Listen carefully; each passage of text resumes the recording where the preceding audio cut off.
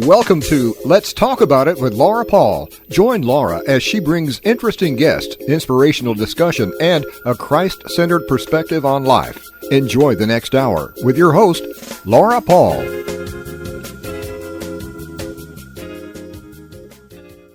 And welcome, everyone. Welcome to Monday night. So glad to have you with us. I am your host, Laura Paul. And I have a great show ahead for you. I think it's going to really make a difference in someone's life because God always prepares the way for someone listening to hear exactly what they need to make a difference. And I hope that you find yourself truly blessed within the program of the next hour. But remember, not only can you hear this on Praise 96.3 FM radio, you can see and listen to this right now on Facebook Live by going to Talk with Laura Paul on Facebook. You can also go to YouTube later in the week and see pictures of everything we talk about. They'll be added in, and Facebook Live will carry it for several weeks as well with those pictures added in. Because you can't put the pictures in to follow a story until you know what the story is going to be. And tonight, I have a few people to thank before I get into that story. And first and foremost is the man behind the scenes. I call him the Wizard of Oz between me and the control board, and that is Dan Bell, your afternoon host. I also want to thank Shelby Hicks for what she does in social media, and Praise 96.3 for allowing programs like this on your radio, as well as all the other mediums that we are able to use to be out there and continue to reach people with our message. So for tonight, I think I would be remiss if I didn't also say best for last, and that is my super supporter, David's Abbey Carpet and Floors. They have locations in Maryville, Pigeon Forge, and Knoxville. We'll be talking more about them in just a little bit, but you know they've been serving all of East Tennessee for 53 years. There's a reason for that. There's a reason that I encourage you to do business with them, and I'll tell you all about it later in the show. Tonight, I'm moving on to having a whole new show programming event in the month of August. We had all authors of different kinds in July, and now we're going to be talking to some outstanding leaders. It just happens that these leaders have also written a few books as well. But tonight is a dear friend of mine from South Carolina. You know, I spent a few years over there, originally from Kingsport, ended up in South Carolina, back home to Knoxville, and I'm glad to be here in East Tennessee. But I did meet some special people, and this lady is an outstanding woman to know and have as a friend. I'm very honored. Let me tell you a little bit about her. Dr. Lawanda Joseph Holliman is her name. She's a leader. She has done what they call leadership systems. She's an architect of that. Think about it. Being an architect of systems, something to ponder right there to begin with. She's also a speaker, retired United States Army colonel who helps leaders strengthen how they lead under pressure. And she's the founder of Design High Performance.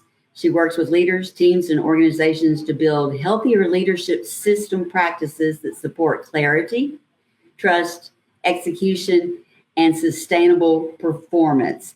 Her work is shaped by more than 26 years of military leadership and experience, organizational leadership, and a deep commitment to helping people and performance thrive together.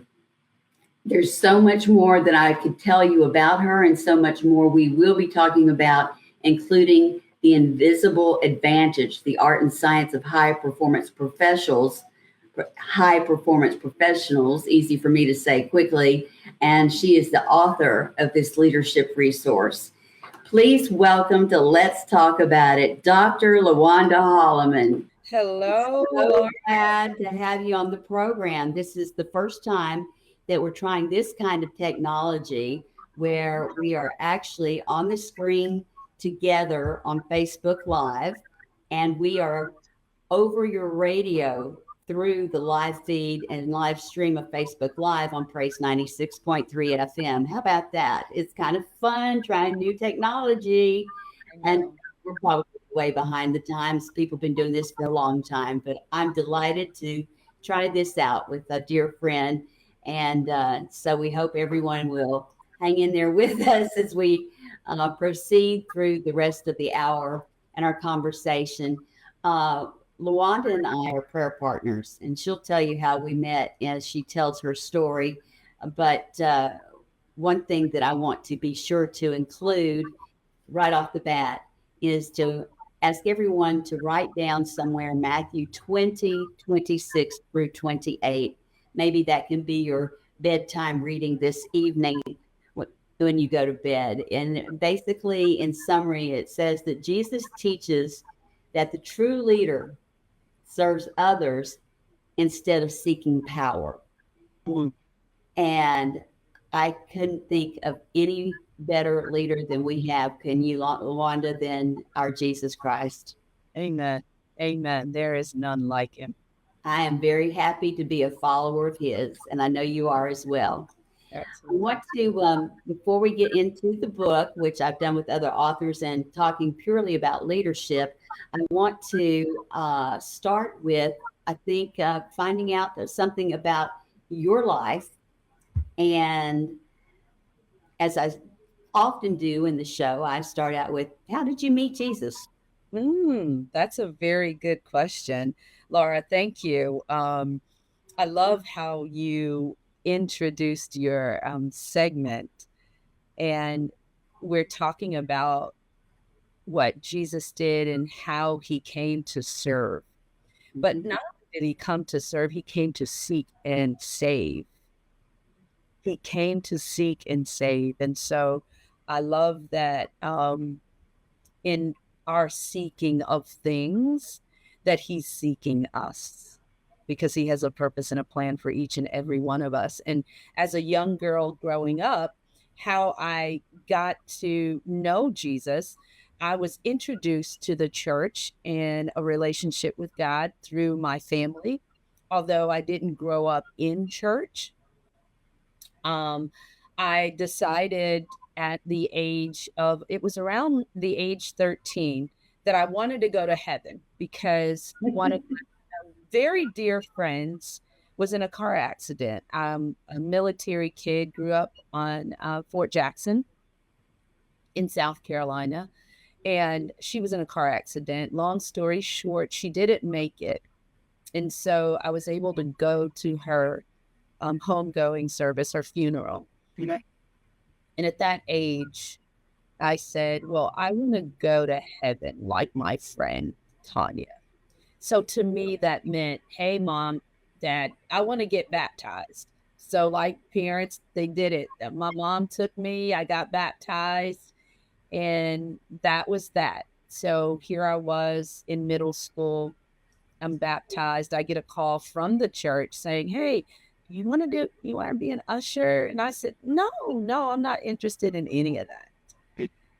I go on, and now I've graduated high school. I'm off in college, and still there's a curiosity, but I'm not necessarily in the church serving in the church or anything. But the way I met Jesus is, or my relationship with him began to develop, is I was curious about what was in the Bible because my uncle had gone into the military and he started talking about Jesus. And I said, well, why do we have all these religions? Long story short to that, my first assignment was in Korea. What And year? You remember about approximately? my first assignment was in 1989, 1990. I was in Korea. Okay. Just graduated from college, young, Okay. 20-year-old, right? And I would have questions, or I felt lonely, because I went into a country I knew absolutely nobody. Nobody knew me. I know. But every single time I felt that way, someone from home would call. Now, mind you, we didn't have cell phones. We didn't have computers like we have now. It was back to the AT&T, you had to put the number in, and it costs a lot to make a call overseas. And so that piqued my curiosity. It's like, nobody knew that but God. So I started reading the Bible. So that's how my relationship with God started. It was when I left home and I was isolated, but God saw me clearly and started to give me more clarity about who I was. You know what our pastor in South Carolina says, you can't just It's read just the read the Bible, Bible. you've You got to read. read the Bible. That's right. And then his wife would say this part, right? Because the Bible will begin to read you. And so I just love Pastor Travis and Dr. Travis and Dr. Jackie Green, because at the root of the ministry is the relationship with the Father and Exactly. with him in surrender and obedience. So, and how you do that is through his word. And so you started finding your relationship with him while you were in the military in Korea Yes. and discovering through him who you were and are in him. Absolutely. Absolutely. So that was a journey and it was a process. Like I said, I was wanting to read the Bible because I wanted to know what was inside the Bible. And I just marvel at some of the thoughts as I was reading, like, whoa, this isn't boring. There are a lot of really interesting stories in this book, you know? But you know what I think is one of the discoveries that people have if they read the Bible is you learn about God's character. I mean, I learned about your personality. You make a new friend. You learn about you learn about your pastor at church and his personality, or your worship team leader and their personality. Well, why wouldn't you want to learn about God's personality, who he is, what he's like, his character? Right. Yeah. I think, or I believe that one of the fundamental things that is a differentiator is that you and I can see each other. God, until you get to know him, is invisible. And so things that are unseen are a little, it's like the wind, you may feel it, but you don't necessarily see it. And if someone just says, oh, the wind, the storm is coming through, you better go in. Well, you can't see that. So if I don't feel that or can't hear anything, I'm not inclined to respond to it. Right. But the difference is when you begin to pick up that word and you begin to meditate on that word, the way you see things changes because you get to know him through his word. And of course, through the example of others, right? I wanted to go to heaven because at my friend's funeral, they said she's going to heaven. She's a young girl. She was 12.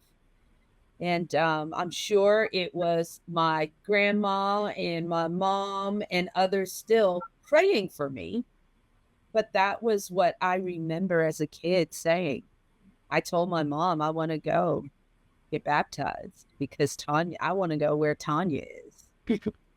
So it might be as simple for those listening to tell someone something about heaven, or that your grandfather or your aunt or your cousin or whomever that they might associate with, a neighbor, a friend, has gone to heaven, and that really starts the conversation, and that can start the desire.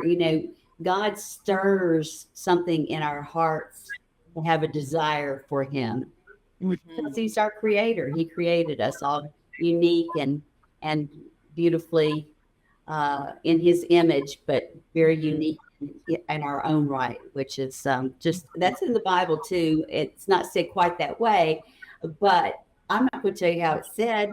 Get in the Bible and find it yourself. I'm an encourager. That's my job. I'm an encourager and I'm a talker. And so I want to get back to your story of moving on with your seasons. You got out of the military at some point, and of course, I think you left out that you were in ROTC as a little girl, so you were kind of meant to go in that direction. And then what happened next? Is that when you decided to get your master's? Actually, I got my master's while I was on. Okay, so I got out of the military, but because of 9/11, I was called back onto active duty. Oh my! And so while I was on duty, I got my MBA from Liberty University. But then I got a master's in strategic studies from the Army War College. And so you have always been a seeker of more and more knowledge, and then gone through the process of academia to achieve some extra letters after your name and before it. well, not because of the titles, right? I'm not a titles person, but I am a book junkie. I love books. I love reading. One of my favorite things to do was to go to the library as a little girl. I remember, Laura, even at age 9, my favorite book was Little Miss Know-It-All. And you know, I wanted to be like Little Miss Know-It-All. But then as life happens, you realize that nobody knows it all, but everybody knows something. And so, but when you know everybody knows something, which means everyone has something to share. Absolutely. And that's how we grow. We grow from learning and expanding our horizons from each other. Absolutely. Absolutely. And so while I ended up medically retiring from the Army, got out, and was just happened to be walking one day. And this is after you and I, you had moved from Columbia to Tennessee, because you and I would meet up and walk from time to time. And we met at Forward City Church in Columbia, South Carolina. We were prayer partners. 10 years ago. We're celebrating our decade birthday. Yes, absolutely, because we met at Forward City. Yes. And Forward City is turning 10 this month. So right. Super excited. So what a special time to be on the show with you, talking about all God has done in these last 10 years. And we were assigned to each other to be what they called prayer partners. And that's how we got to know each other, was through praying together. Yes. Right at Forward City Church in Columbia, South Carolina. Can you believe it's been 10 years? Oh my goodness. I know, right? And obviously the friendship has continued, but I remember calling you and from after I moved here, and you would be out walking, and I said, "What are you doing?" I'm walking and talking to Jesus.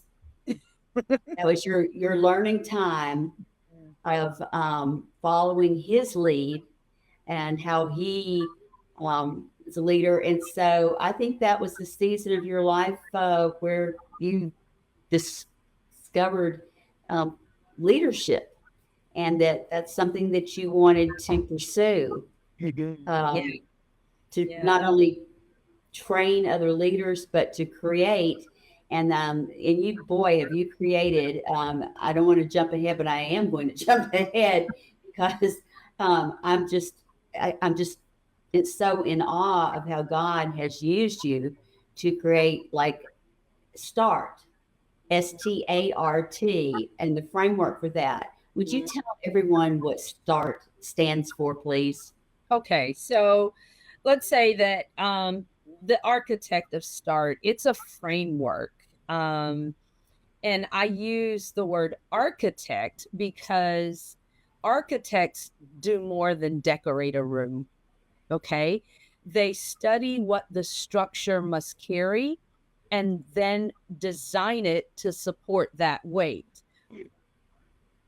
Before we were formed in our mother's womb, He knew us and He called us by name. So the greatest architect of them all, He knows exactly how we are formed and designed. He knows every step we can take. So let me not get off on that, because I can get lost there, because He's just that good and worthy to be acknowledged in all that we do. Absolutely. So as I was walking and talking, He would give me little things.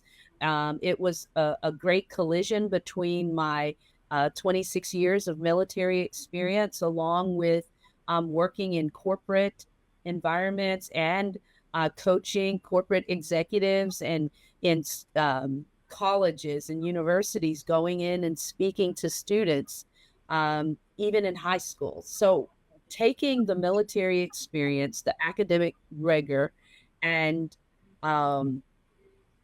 just the refinement from working on a PhD, I designed it to support that kind of weight that we carry as leaders. That's how I approach leadership. Good interactions are important because leaders also need a structure. They need a structure that helps them behave consistently under pressure. And I know what pressure is, having been to and from some of our deployments, 9/11. I would think there's a little pressure from 9/11. We were all feeling the pressure, and to be called up again, yet again, when you thought you were out. I Right, can't even imagine. That would have been high pressure, right. And a so, pressure cooker. right, yes. So I know what it means to be in a high stakes, high pressure environment, right? And so, Right. um, so leaders need a structure themselves. And what START means is strength. The S is strengthen awareness. Notice what is happening in you, around you, and within the situation.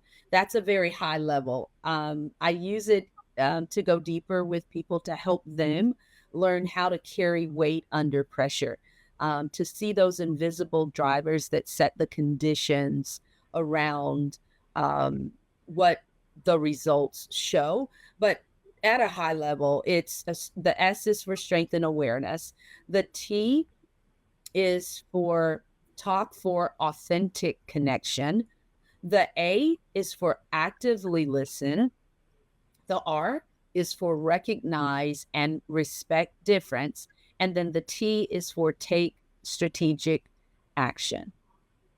So an architect designs for the weight the structure must carry. So that leadership structure needs to be set up in a way that the people can carry that weight. I love all of the meanings of each letter of START, but what is it like? What does it mean when leaders take the time, and it takes time to truly listen? Mm, yeah.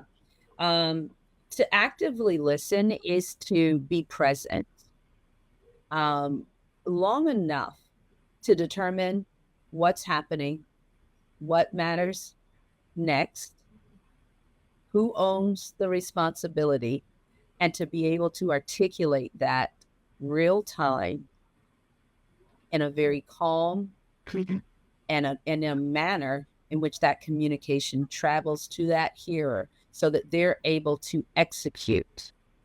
And that leads me to the book. And we're going to talk about the book and being present.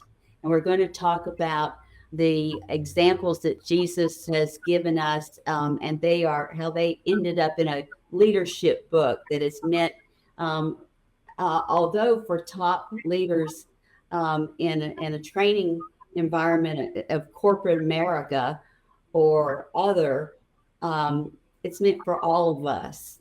I've read the book cover to cover, and we'll tell you more about that after I take a moment to thank our super supporter of this program, and that's David's Abbey Carpet and Floors. I could do a whole list and letters of, I could probably do the alphabet of everything that they have at their large showrooms. Lawanda, I got my hardwoods, Mm. H, from David's Abbey Carpet and Floors, but there's so many different kinds of hardwoods now. There's Mhm. authentic hardwoods, and then there's so many different styles and colors, and they're warm and they're dark and they're white and they're light. And you got to go to one of the showrooms in Pigeon Forge, Knoxville, or Maryville and see the product. But you can also go online and get a good start. They even have an opportunity to put your room on and see what their product would look like. They're on their website. So that's one thing to tell you about. But I also got carpet, but I also had some super professionals working with me. And I learned that you don't want to put the same carpet in the area that you work out in your home under dumbbells and treadmills as you would throughout the rest of your home. So different kinds of pile and content within the pile. Let's see, what else did I learned a lot about tile. Oh my goodness. And then you've got so many little details to select if you're using ceramic tile. Uh, Amen. and the list goes on and on and on. So I suggest just go get a rug and get started. You do your project, small, large, and in between. And that they've been in business for 53 years, serving all of East Tennessee. All of us, 3 generations of family. That says Wow. a lot. There's a Yeah. reason why they're different. And it starts with Christian upbringing of 3 generations and the way they do business, a Christ-centered business. Go Mhm. see David's Abbey Carpet and Floors and find out why. I'm a big fan, and I thank them for being a super supporter of this program.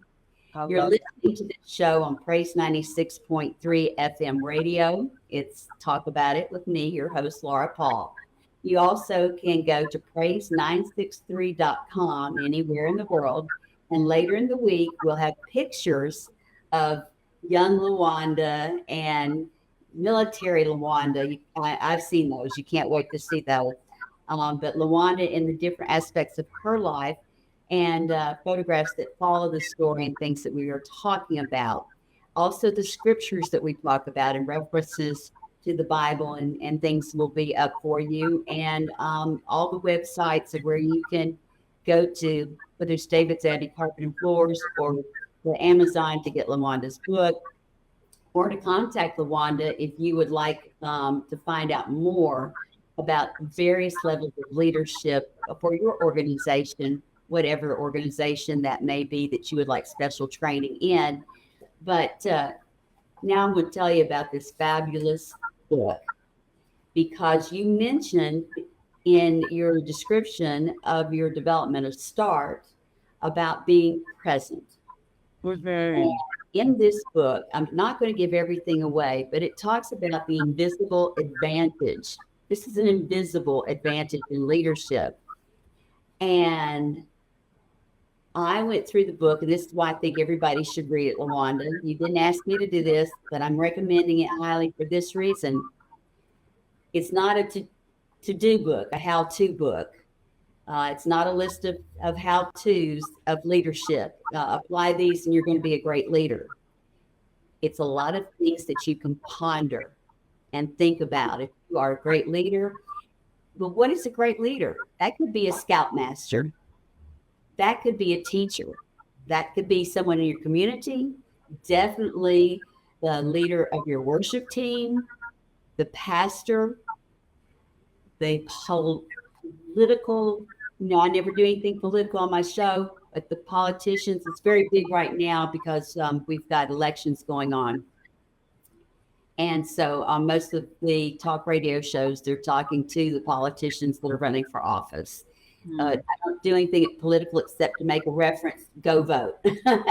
And outside of that, um, this is just a great book for anyone in any kind of leadership, especially if you're a leader in nonprofit organizations. It's just a great read because it makes you think, and it points out one thing that I really understand from having multiple leaders over me in my jobs after reading it, and that is being present. Can you explain what I'm trying to say? Because you say it so eloquently in the book. Let me answer it this way, Laura. You're so kind. Um, I I would start off like this. The invisible advantage is the leadership presence. It's presence. The ability to be aware of yourself, attentive to other people, and steady enough to make sound choices under pressure. Everyone can do fine when everything's going your way. But what happens when pressure comes your way? Now we could say that around the globe, people are probably experiencing, all we have to do is look at the news. People are experiencing a lot. And so it's invisible because it doesn't show up on a spreadsheet. Presence doesn't show up on a spreadsheet, but you can see the effect of a leader's presence. Or absence thereof. Absolutely. Absolutely. Because when presence is strong, people speak up earlier, right? It's when we learn how to tell God the truth that we see, oh, we sense those results because He's looking for that authentic version of us to show up. He knew us before we were formed in our mother's womb. See, you got me started.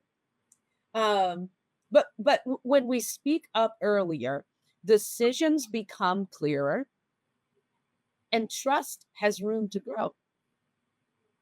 So when it is missing, though, even talented people begin to hesitate. They protect themselves and they make avoidable mistakes for whatever reasons. The cognitive load under pressure begins to cause us to miss obvious things.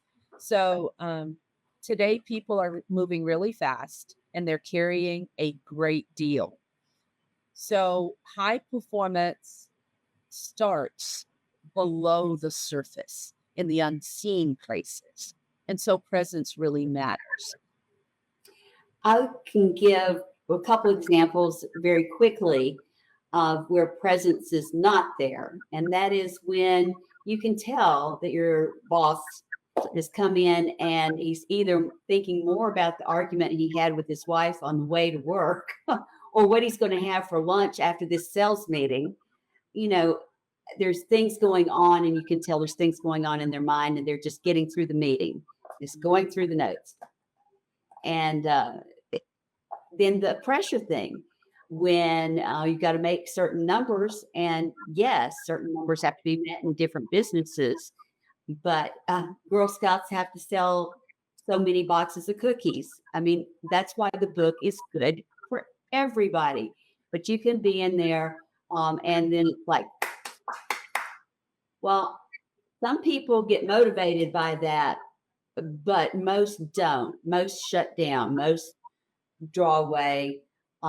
Whereas if you're all excited and have passion for the same goal and you're on the same page and everybody's motivated, that's when you stay after hours because you want to see everyone succeed. And it's everyone.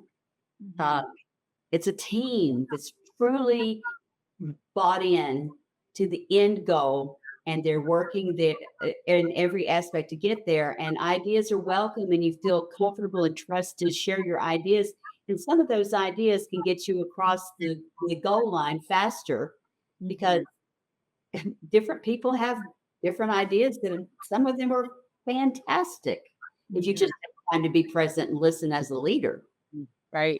learned that from the book. I have to. So you want me to just give you the definition that I use for presence in the book is I define it as the disciplined stewardship of influence, which means I understand what is happening inside of me. I notice what is happening around me, and I choose a response that serves the people and the mission. There's a duality to that presence, right? Because without a mission, we don't need the people, and without people, we can't accomplish the mission. So it's not just my emotions. I'm going to put that on a plaque. Would you say that one more time? I really love that. That should be across the that should be across everything that you do in life. Which part? The part where I said I choose a response that serves the people and the mission, because without the mission, there's not a need for people, and without people, there's not anyone to accomplish the mission. Exactly. And I used to share that with my soldiers all the time. There's a duality to this high performance aspect of presence, because it's not simply about emotions. It's how do you regulate those emotions and make them effective in the work that you do.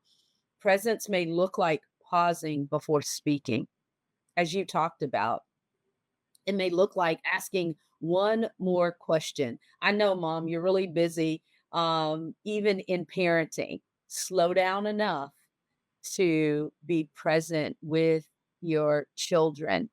They are watching how you lead them. And oftentimes people just don't think that they're leading, when in actuality, it's the disciplined stewardship of influence. And anybody you encounter, you are influencing them, whether you acknowledge that fact or not. And so, I know um, I'm taking this book that a PhD could learn from. I mean, a corporate, multi-corporate CEO could learn some things from this book.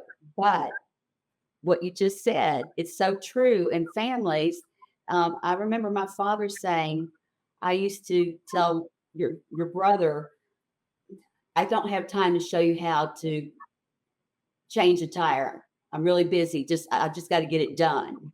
mm, But with the grandchildren, he had all the time in the world to talk about how, and he always regretted that he had not taken that same time with his son. yeah. And that's because presence is not performance. It's simply not performance. It is the ability to be fully engaged and responsible in the moment that matters. I learned that. I mean, i- i- if you can imagine, Laura, me having to go into another country and leave my daughters behind. And you have two daughters. I have two daughters. They're now 28 and soon to be 30. They're 18 months apart, Elizabeth and Rebecca. But so it's not performance. It is your ability to pay attention to what matters most. And when I deployed, they were young. And I had to explain to them that mommy was going to help make the world a better place, Right. and they would not have understood anything other than that. And I would Right. not have wanted to communicate all that entailed. Um, but it was me being attentive and sensitive to the moment and where they were having to be apart from me. And so me still being away from my daughters and having to be very present in my mission, and to be, as a logistician, we were responsible for ensuring that the right thing was in the right place at the right time. Uh, What do you think now that you have written this book? Mhm. Um, uh, um, I know what I think is one of the most important facets in this book, but I'm going to ask you, the author, first, and then I'm going to tell you what I think. And maybe it's the same thing, but what outside of presence, which is the invisible advantage. And what I love is at the end of each chapter, you have questions that you can ask yourself before going into a meeting. I think it's fabulous. I mean, what if you are just the leader of a board? You serve on a board, a committee, Mhm. and you are leading that board, and you are right before you go into the boardroom, you ask yourself these two or three questions just to engage yourself into the thought that is at the end of each chapter. And like I said, it's not a to do, but it's something to think about. Where's my head as I enter this meeting? What is my attitude? Where is my am I still hot about the last meeting I had, or am I feeling very calm? Just, but for you, Lawanda, the most important. Well, for me, you mentioned that each of the chapters at the end, it has these little 1 minute drills, I think is what you're referring to, of things that Mhm. you do to actually apply the principles that are in the book. And rooted, Little drills.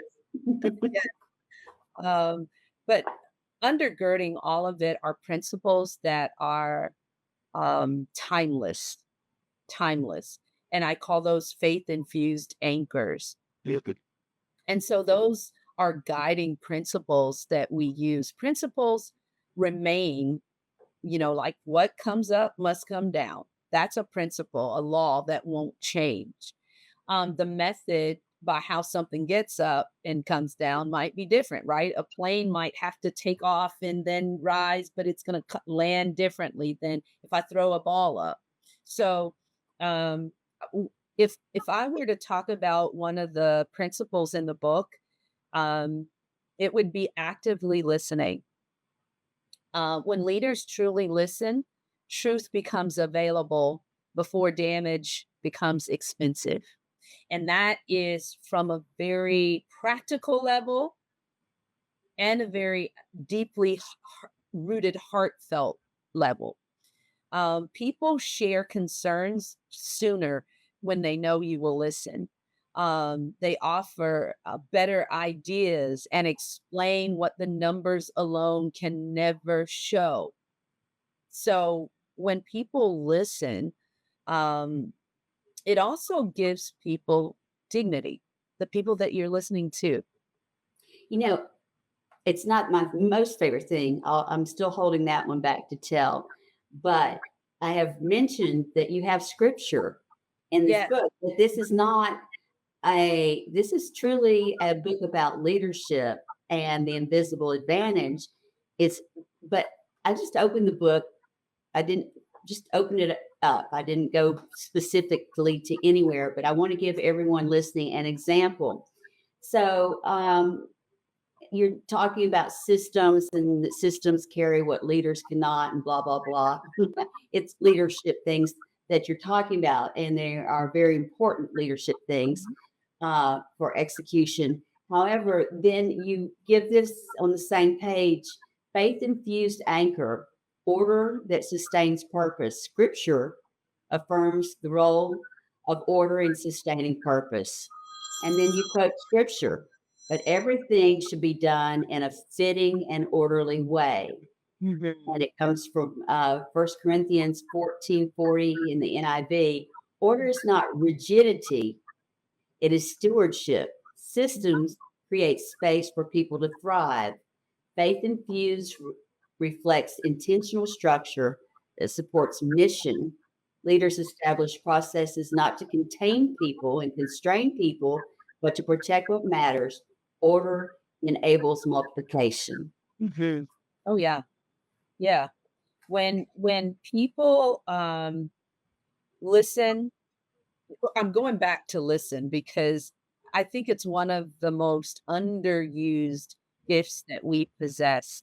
It allows the full picture to enter the room, whether it's in our schoolrooms, Good. in our corporate rooms, in our ministry rooms, wherever that room is. It could be something as essential as the room of our heart. It allows the full picture to enter the room, and that truth comes in and it begins to lead us down the right pathways. So um, it says, "You matter enough for me to understand before I decide." Say that once again, please. Matter enough. For me to listen before I decide. So if you translate that to how we work in our corporate environments, guess what you get? You get innovative thought,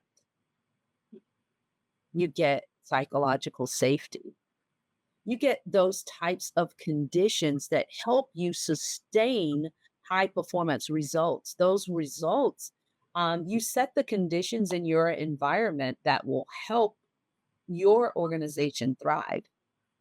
And by sustaining, Mhm. it actually resonates in a process that takes you to developing your own legacy. I love the idea of if I lead well and I make it sustainable, then when I'm no longer there, the company, the team, the sports team, the way they play, the way they succeed in sales, whatever the family, it will continue without me because of how I have led, and that establishes legacy, which is my favorite thing. I finally got to my favorite thing about it. Yeah, and legacy makes it repeatable, but not it's duplicatable, right? It's uniquely who you are, but you can repeat it because the principle undergirding it and the character that delivers it is aligned.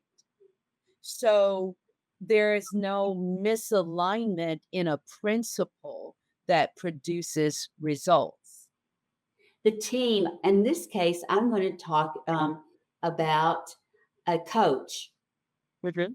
and I'm going to give also an analogy of a school principal where the faculty were so on point with that the new principal wants to continue to do things in a similar way and carry on the legacy of the one that's left the team, or the team, the sports team wants to continue, and the new coach wants to follow in the footsteps of the old coach.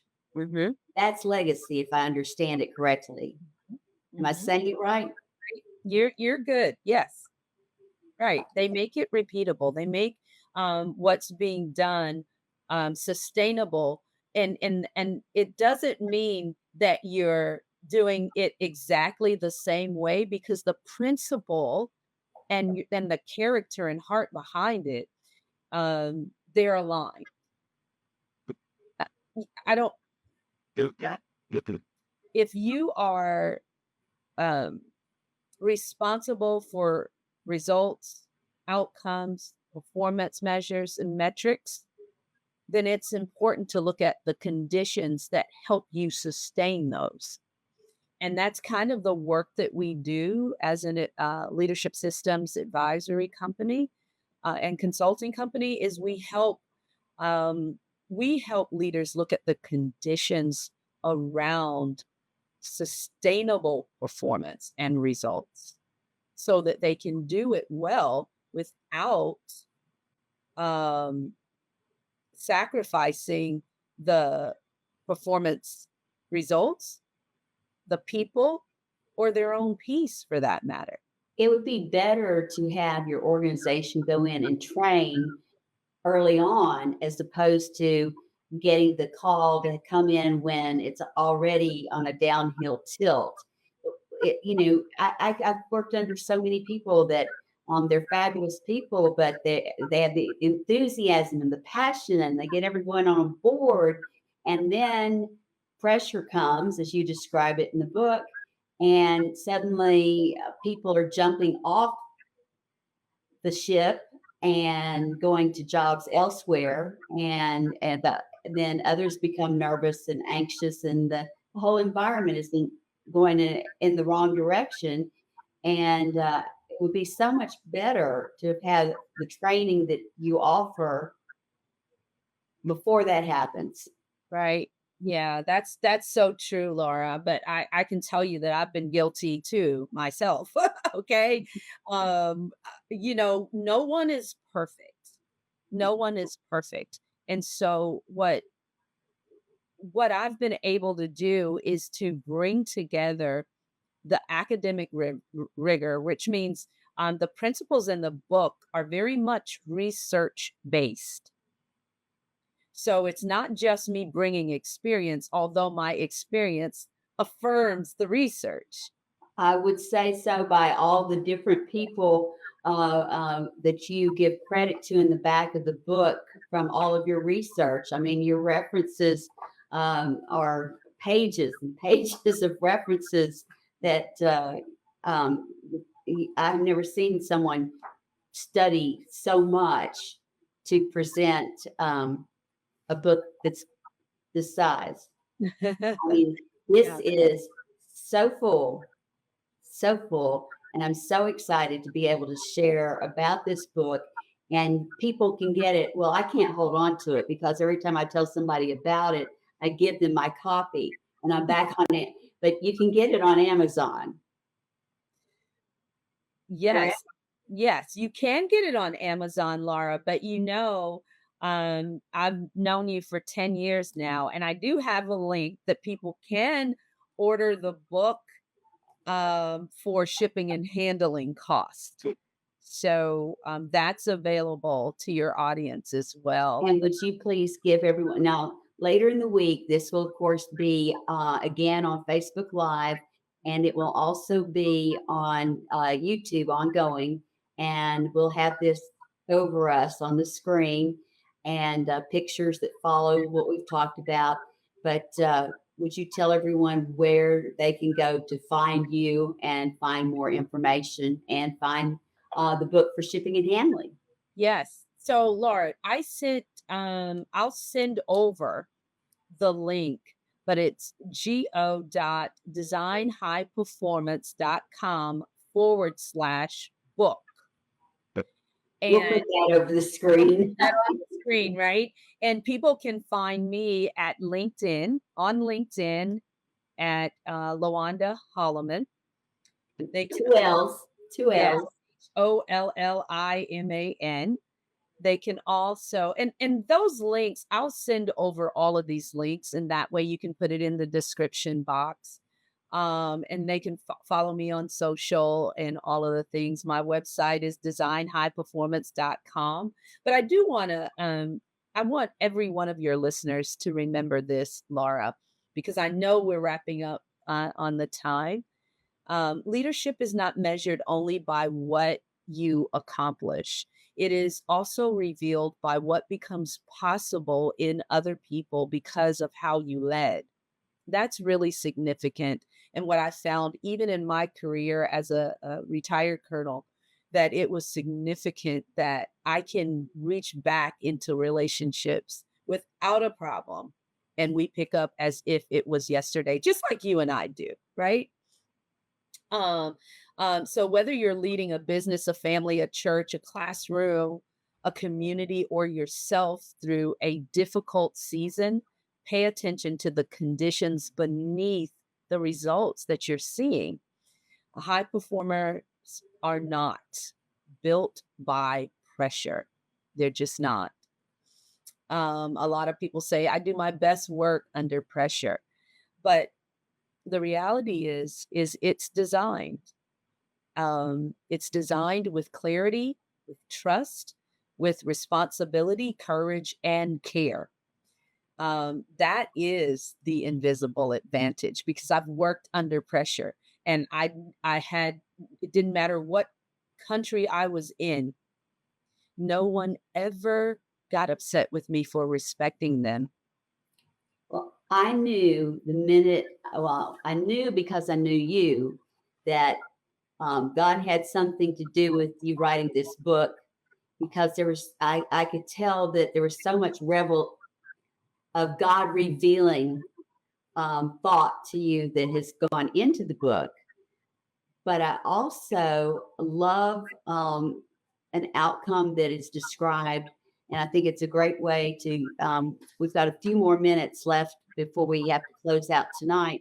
But I think it's a great way to describe um, all of these lessons that are in the Bible of leadership from Jesus Christ himself. He was not a high pressure guy, and he was leading.